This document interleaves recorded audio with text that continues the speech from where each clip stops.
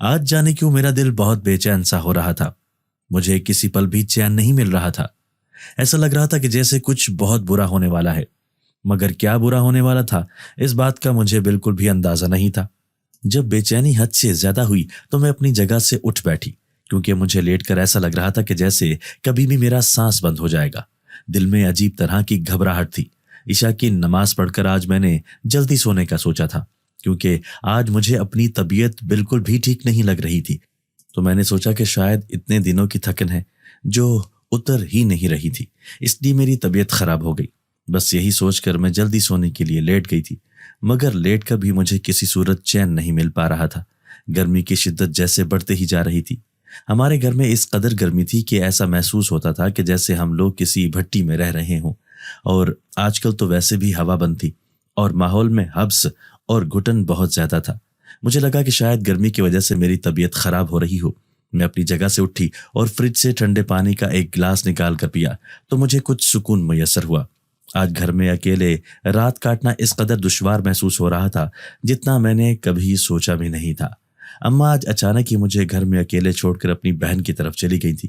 انہوں نے جاتے ہوئے مجھ سے پوچھنا تک گوارا نہیں کیا تھا کہ میں بھی ان کے ساتھ چلوں، جبکہ وہ جانتی تھی کہ میں ان کی غیر موجودگی میں گھر میں بالکل اکیلی ہو جاؤں گی، مگر انہوں نے میرا ذرا بھی خیال نہیں کیا اور مجھے یہاں اکیلا چھوڑ کر خود اپنی بہن کے گھر چلی گئیں۔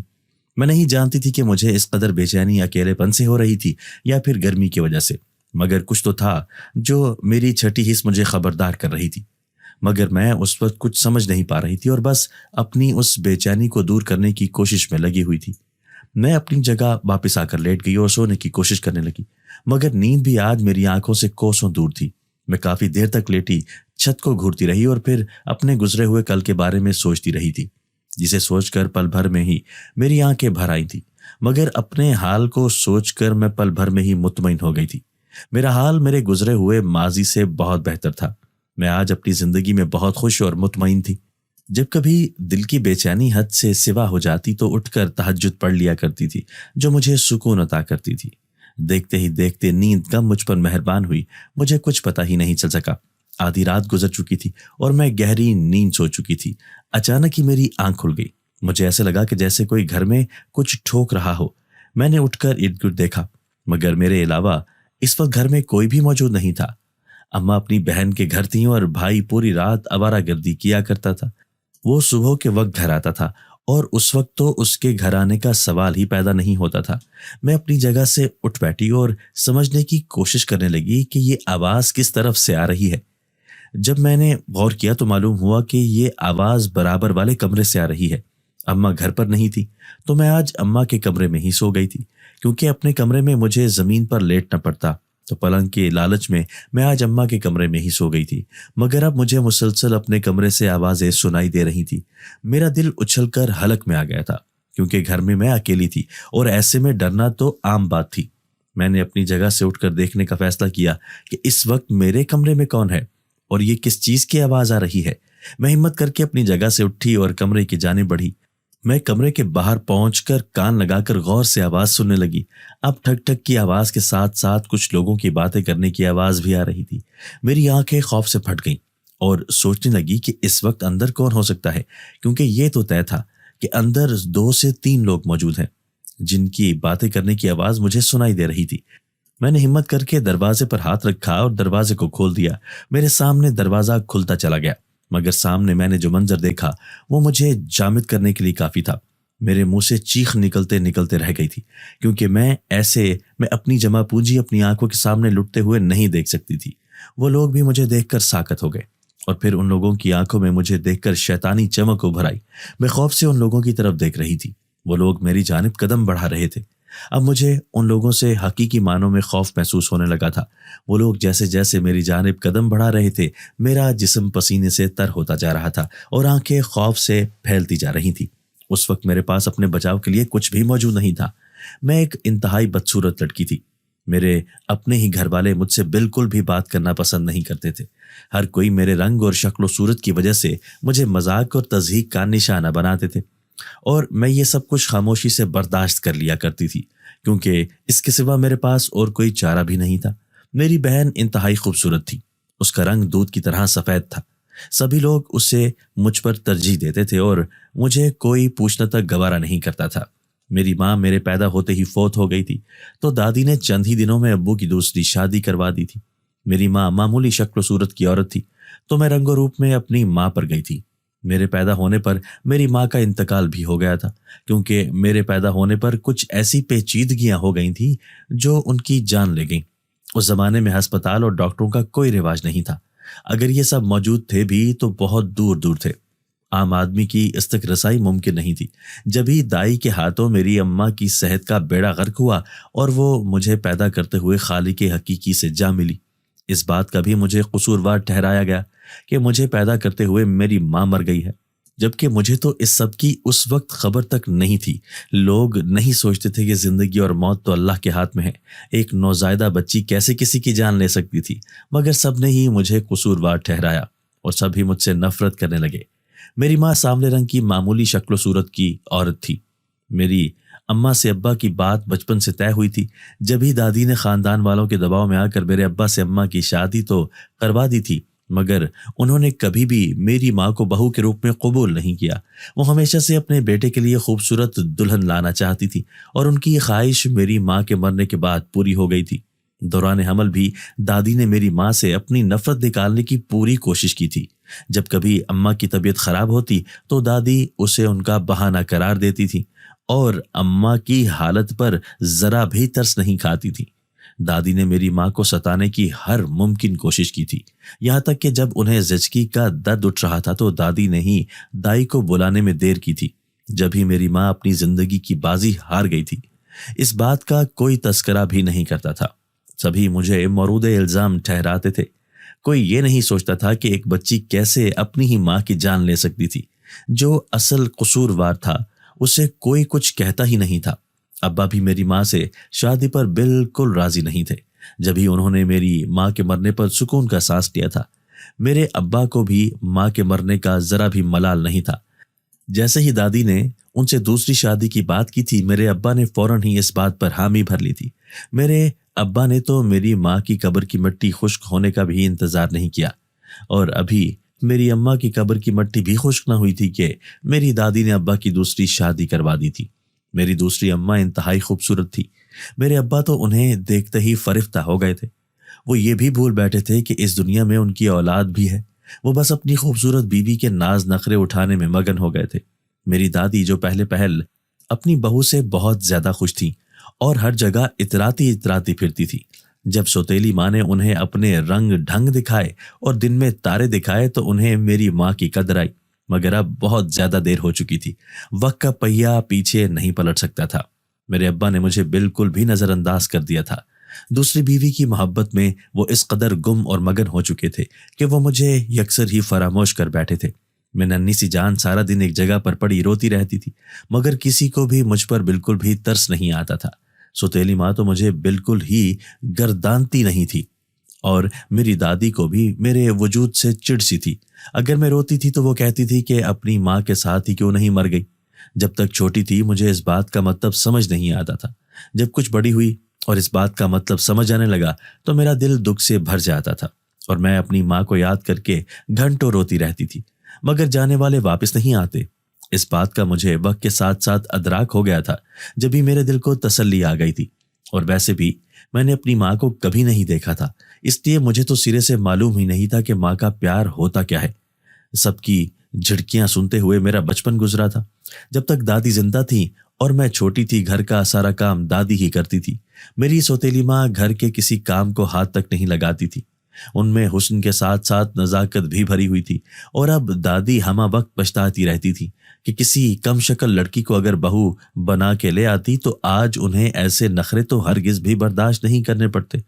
बस यही सब सोच सोच कर दादी हर वक्त कुटती रहती थी। जैसे जैसे बड़ी होती जा रही थी मुझे लोगों के रवैयों का बहुत अच्छे से अंदाजा होता जा रहा था। हर कोई मुझे मेरी शक्ल सूरत की वजह से नफरत की निगाह से देखता था। मेरे अपने घर वाले मुझे किसी अछूत की मानिंद मानते थे। घर में कोई भी मुझसे बात करना पसंद तक नहीं करता था। जब तक दादी जिंदा रही मुझे घर के कामों से कुछ न कुछ बचत रही। मैं दादी के साथ कामों में हाथ बटा दिया करती थी। उस वक्त सारे ही काम का बोझ मुझ पर नहीं पड़ा था। مگر جب دادی کا انتقال ہو گیا تو اماں نے گھر کی ساری ذمہ داری میرے کندھوں پر ڈال دی اور خود سارا دن اپنے کمرے میں پڑی سوتی رہتی تھی، اور میں دن بھر گھر کے کاموں میں گھنچک کر بنی رہتی تھی، اور اگر گھر کے کام کرنے میں مجھ سے ذرا سی بھی کوئی غلطی ہو جاتی تو سوتیلی ماں کے ہاتھوں میری شامت آ جاتی تھی۔ وہ مجھ پر ہاتھ اٹھانے سے بھی نہیں چوکتی تھی۔ ابا یہ سب دیکھ کر بھی اندیکھا کر دیتے تھے، کیونکہ اپنی بیوی کے سامنے بولنے کی ان میں ذرا سی بھی ہمت نہیں تھی، اور سچ بات تو یہ تھی کہ ابا کو میری ذرا سی بھی نہیں لگتی تھی۔ مجھے نہیں یاد آج تک ابا نے کبھی مجھے پیار سے اپنے پاس بلایا ہو۔ وہ ہمیشہ اپنے دونوں بچوں سے پیار کیا کرتے تھے۔ اگر گھر میں کوئی چیز بھی آتی تھی تو بس ان دونوں کے لیے ہی آتی تھی، اس میں سے میرا حصہ کبھی بھی نہیں نکلتا تھا۔ میں خاموشی سے کونے میں کھڑی ان لوگوں کی شکلیں دیکھتی رہتی تھی۔ کبھی میری آنکھوں سے خاموشی سے آنسو بہہ نکلتے تو کبھی اللہ سے دعا کرتی کہ وہ میری ماں کو مجھے واپس لوٹا دے، مگر میری یہ دعا قبول ہوتی ہی نہیں تھی۔ ایک تو اس گھر میں میری کوئی جگہ نہیں تھی، اور دوسرا میری گہری رنگت اور معمولی شکل و صورت کی وجہ سے کوئی بھی مجھ سے بات کرنا پسند ہی نہیں کرتا تھا۔ اگر میں اپنی چھوٹی بہن سے بات کرنے کی کوشش کرتی تو وہ مجھے بری طرح سے جھاڑ دیا کرتی تھی، اور بھائی تو کسی گنتی میں ہی نہیں لکھتا تھا۔ وہ اپنی ماں سے اس قدر بدتمیزی سے پیش آتا تھا تو میں ڈر کی وجہ سے اس سے بات ہی نہیں کرتی تھی کہ کہیں ایسا نہ ہو کہ وہ مجھ سے بھی اسی بدتمیزی سے پیش آئے، مگر وہ اکثر مجھ سے بہت زیادہ بدتمیزی کر جاتا تھا۔ جب اسے کھانا گرم نہیں ملتا یا پھر اس کا کوئی کام مکمل نہیں ہوتا تو وہ پھر پورے گھر کو سر پر اٹھا لیا کرتا تھا اور مجھے جانے کن کن القابات سے نوازتا رہتا۔ سوتیلی ماں خاموشی سے کھڑی یہ سارا منظر دیکھتی رہتی تھی، مگر اپنے بیٹے کو روکتی نہ تھی۔ اب تو وہ مجھ پر ہاتھ اٹھانے کی بھی کوشش کرنے لگا تھا۔ جب میں نے گھر میں یہ ماحول دیکھا اور سب کی آنکھوں میں اپنے لیے نفرت دیکھی تو میں خود ہی سب سے دور ہوتی چلی گئی۔ اب میں نے اپنا سارا دھیان اللہ کی عبادت میں لگا دیا تھا۔ گھر میں کوئی بھی مجھ سے بات کرنا پسند نہیں کرتا تھا تو میں اللہ سے باتیں کیا کرتی تھی اور اسے اپنے دل کا حال سنایا کرتی تھی۔ مجھے اللہ کی عبادت کرتے ہوئے سکون محسوس ہونے لگا تھا۔ میں دن بھر گھر کے کاموں میں مصروف رہتی تھی، مگر اب ان کاموں میں سے وقت نکال کر نماز باقاعدگی سے پڑھنے لگی تھی۔ میری سوتیلی ماں مجھے نماز پڑھنے پر روکتی ٹوکتی تھی، کیونکہ میرے نماز پڑھنے سے کچھ دیر کے لیے گھر کے کاموں کا حرج ہو جایا کرتا تھا۔ اس لیے وہ چاہتی تھی کہ میں ہمیشہ ان کے سامنے بس ہاتھ باندھے کھڑی رہوں اور ان کے حکم کی منتظر رہوں۔ رات ہوتے ہی میں اپنے کمرے میں آ جاتی تھی اور پھر اللہ کے سامنے کھڑی ہو جاتی تھی۔ میں دن بھر کی تھکی ہاری ہوتی تھی، مگر اللہ کی عبادت کرتے ہوئے میری ساری تھکن زائل ہو جایا کرتی تھی۔ اب میں اپنی ہی زندگی کو اللہ کے احکامات کے مطابق گزارنے کی کوشش کرنے لگی تھی۔ میں نہ صرف 5 وقت کی نماز باقاعدگی سے پڑھتی تھی بلکہ میں تہجد کی بھی پابندی کی کوشش کیا کرتی تھی۔ مجھے اللہ کی عبادت کرنے میں ایک سکون سا حاصل ہونے لگا تھا۔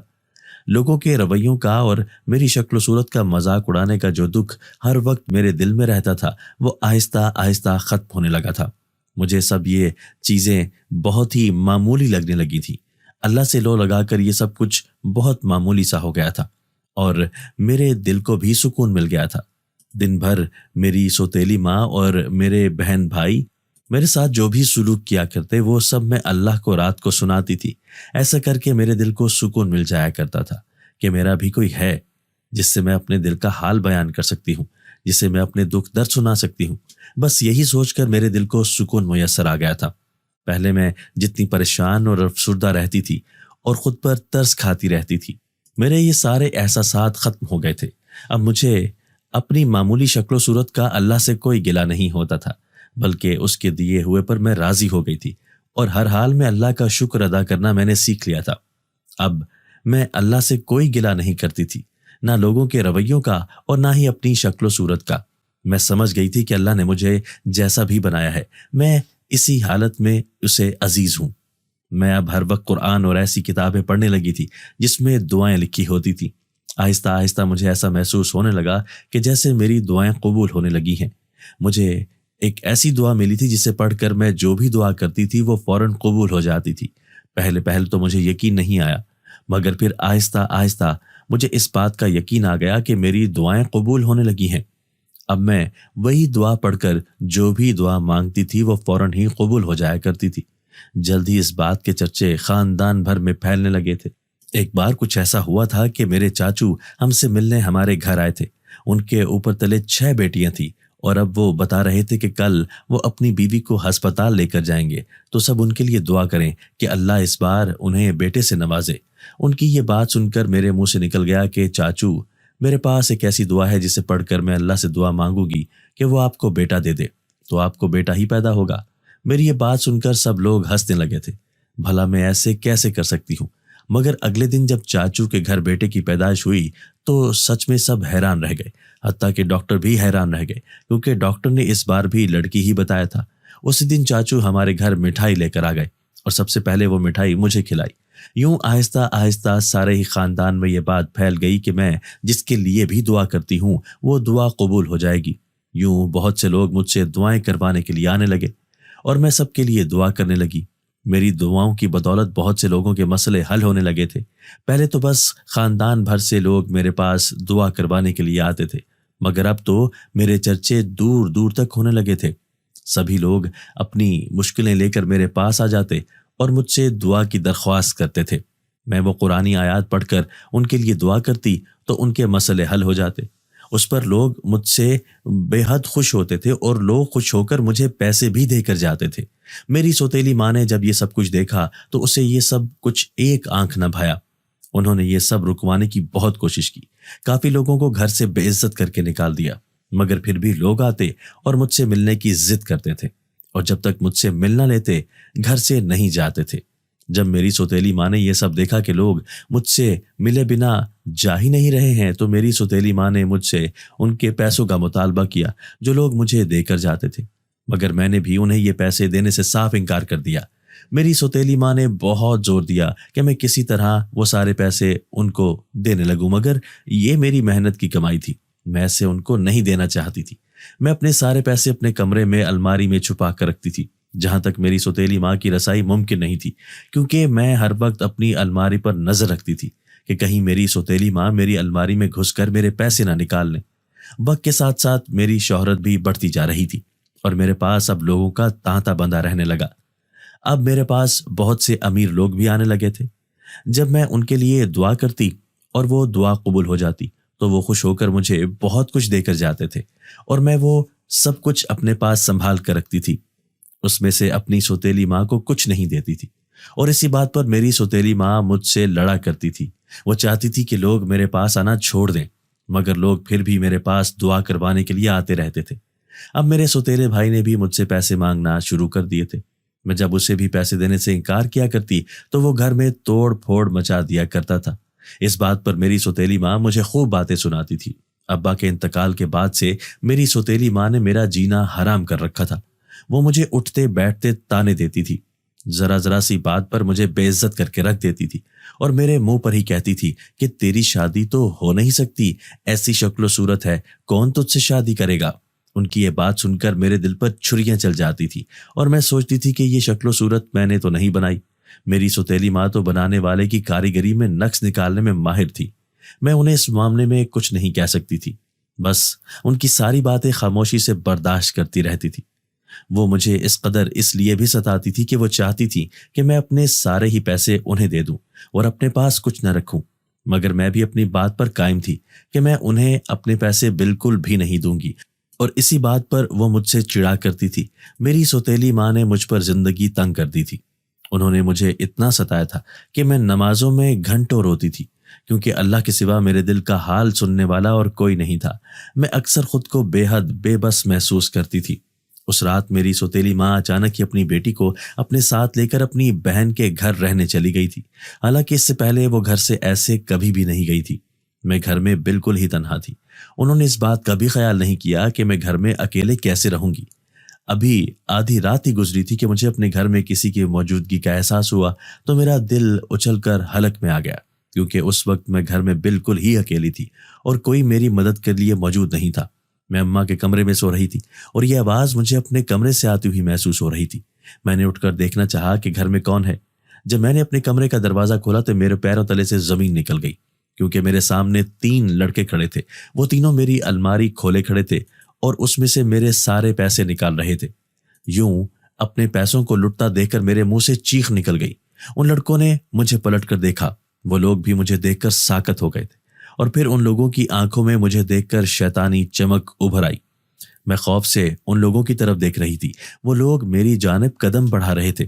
اب مجھے ان لوگوں سے حقیقی معنوں میں خوف محسوس ہونے لگا تھا۔ وہ لوگ جیسے جیسے میری جانب قدم بڑھاتے جا رہے تھے، میرا جسم پسینے سے تر ہوتا جا رہا تھا اور آنکھیں خوف سے پھیلتی جا رہی تھیں۔ اس وقت میرے پاس اپنے بچاؤ کے لیے کچھ بھی موجود نہیں تھا۔ ان میں سے ایک لڑکا آگے بڑھا اور میرے ہاتھ کو پکڑ کر اندر کمرے میں گھسیٹ لیا۔ میں ان تینوں سے خود کو چھڑوانے لگی، مگر وہ لوگ بہت صحت مند اور توانا تھے۔ ان کے سامنے مجھ جیسی کمزور سی لڑکی کیسے مقابلہ کر سکتی تھی؟ مجھے گھر میں اکیلا دیکھ کر ان تینوں کی نیت مجھ پر خراب ہو گئی تھی۔ میں نے انہیں بہت واسطے دیے، مگر ان تینوں نے میری عزت لوٹ لی۔ میں نے ان سے یہ بھی کہا کہ وہ میرا سارا پیسہ لے جائیں مگر مجھے چھوڑ دیں، مگر ان تینوں کو مجھ پر ذرا بھی رحم نہیں آیا۔ وہ میری عزت لوٹ کر اور میرے سارے پیسے لوٹ کر اس گھر سے فرار ہو گئے تھے اور میں ان کے پیچھے روتی رہ گئی تھی۔ پوری رات میں گھر میں اکیلی پڑی روتی رہی۔ صبح جب میری سوتیلی ماں اپنی بیٹی کے ساتھ گھر میں آئیں اور مجھے اس حال میں دیکھا تو ان کے پیروں تلے زمین نکل گئی۔ وہ اپنا سر پکڑ کر بیٹھ گئی۔ میں بری طرح سے بس روئے جا رہی تھی۔ میرے سوچنے سمجھنے کی صلاحیتیں سلب ہو گئی تھیں۔ میں کچھ بھی سوچ اور سمجھ نہیں پا رہی تھی۔ میری سوتیلی ماں کے چہرے پر حیرانی اور پریشانی سے زیادہ گھبراہٹ تھی۔ میں بہت زیادہ رو رہی تھی۔ مجھے روتے ہوئے وہ دعا یاد آئی جسے پڑھ کر میں لوگوں کے لیے دعا کیا کرتی تھی۔ میں نے روتے روتے وہ دعا پڑھ کر اس ڈکیت کو بد دعا دی۔ میں نے روتے ہوئے چیخ کر بلند آواز میں کہا تھا کہ خدا کرے جو بھی اس سب میں شریک ہیں وہ کتوں سے بھی بدتر زندگی گزارے، سب نیست و نابود ہو جائیں۔ میری سوتیلی ماں اپنے دل پر ہاتھ رکھے مجھے اس طرح سے روتے تڑپتے دیکھ رہی تھی۔ وہ پورا دن بس میرا تڑپتے ہوئے گزر گیا تھا۔ مجھے کسی بھی بات کا ہوش نہیں تھا۔ میں بس ان لوگوں کو بد دعائیں دیے جا رہی تھی۔ میری سوتیلی ماں نے مجھے روکنے کی کوشش کی، مگر میں نے ان کی کوئی بھی بات نہیں سنی، بلکہ اگر وہ مجھے روکنے کی کوشش کرتی تو میں اور چیخ چیخ کر ان لوگوں کو بد دعائیں دیتی جن لوگوں نے میری زندگی کو جہنم بنا دیا تھا۔ پہلے ہی کوئی بھی میری شکل و صورت کی وجہ سے مجھ سے بات کرنا پسند نہیں کرتا تھا، اور اب تو میرے کردار پر اتنا بڑا داغ لگ چکا تھا۔ اب تو مجھ سے نفرت کرنا سب پر فرض ہو چکی تھی۔ اگلے دن میرے پیروں تلے زمین نکل گئی کیونکہ میرے سوتیلے بھائی کا سڑک حادثہ ہو گیا تھا جس میں وہ اپنی دونوں ٹانگیں گنوا بیٹھا تھا۔ میرا سوتیلا بھائی 2 دن سے گھر نہیں آیا تھا۔ اس وقت تو مجھے اپنی خبر نہیں تھی تو اس کو کیسے دیکھتی۔ اگلے دن جب اماں سر پر برقع ڈال کر ہسپتال بھاگیں تو جب پتہ چلا کہ حادثہ اس قدر خوفناک تھا کہ اس کی دونوں ٹانگیں کٹ چکی تھی۔ میرا بھائی کچھ دن ہسپتال میں رہا۔ جب وہ گھر آیا تو اس نے مجھ سے میرے پیر پکڑ کر معافی مانگی۔ میں حیران تھی کہ وہ میرے پیر کیوں پکڑ رہا ہے، مگر جب اس نے سچائی بتائی تو میرے پیروں تلے زمین نکل گئی۔ مجھے یوں لگا کہ جیسے کسی نے مجھے بہت اونچائی سے دھکا دے دیا ہو۔ میرا بھائی مجھ سے کہہ رہا تھا کہ اس نے ہی اپنے دوستوں کو میرے گھر میں پیسے لوٹنے کے لیے بھیجا تھا، مگر اسے نہیں پتا تھا کہ ان لوگوں کی مجھ پر نیت خراب ہو جائے گی اور وہ لوگ میری عزت لوٹ لیں گے۔ وہ یہ سب کہتے ہوئے بری طرح سے رو رہا تھا اور میں بس سکتے کی کیفیت میں بیٹھی تھی۔ میری عزت لوٹنے کے پیچھے میرے بھائی کا ہاتھ تھا۔ یہ بات مجھ پر قیامت کی مانند ٹوٹی تھی اور میں سوچنے لگی کہ کیا میری اسی بد دعا کی وجہ سے میرے بھائی کا یہ حال ہوا ہے کہ وہ اب ساری زندگی نہیں چل سکتا۔ یہ سوچ کر ہی مجھے گھبراہٹ ہونے لگی۔ اماں کو بھی اپنی غلطی کا احساس ہو گیا تھا کہ انہوں نے اس معاملے میں اپنے بیٹے کا ساتھ دیکھ کر بڑی غلطی کی ہے۔ انہوں نے میری شادی اپنے ایک دور کے رشتہ داروں میں کرا دی جن کی پہلی بیوی فوت ہو چکی تھی۔ آج میں اپنے گھر میں خوش ہوں، مگر اپنی سوتیلی ماں اور بھائی سے بالکل نہیں ملتی ہوں۔